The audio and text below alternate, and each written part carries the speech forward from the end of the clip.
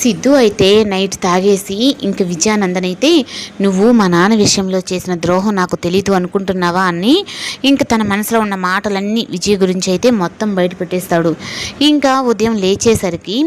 ఇంకా తనకెదురుగా అయితే ఇంకా మందు అలాగే గ్లాసు అన్నీ పెట్టుంటుంది ప్రేరణ. ఏంటి పొద్దు పొద్దున్న ఇవన్నీ పెట్టావు అని చెప్పనంటే, మరి మీకు కావాల్సినట్టు కాఫీ టీలు కాదు కదా, ఇవే కదా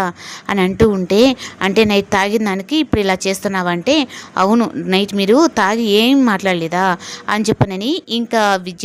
విజయానందన్ మాట్లాడినటివి ఇంకా అందరితో ఎలా ప్రవర్తించడం మొత్తం వీడియో తీసి అన్ని చూపిస్తుంది. అయ్యో నేను ఇలా చేశానా, మా అమ్మ కూడా పక్కనే ఉండిందంటే అత్తయ్య గారు కూడా అక్కడే ఉన్నారు అని చెప్పి అనేటప్పటికీ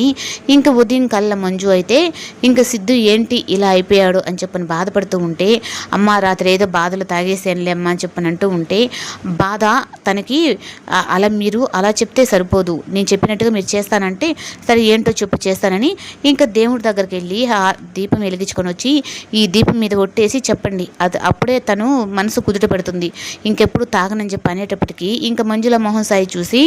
ఇంకా ప్రేరణ చెప్పినట్టుగానే ఇంకా నేను ఎప్పుడు తాగను అని చెప్పనని సిద్ధు అయితే ఒట్టేస్తాడు. కానీ ప్రేరణ విషయంలో ఇప్పుడు దాకా తను ఒక మంచి అమ్మాయి కాదు అని చెప్పని అనుకున్న మంజుల అయితే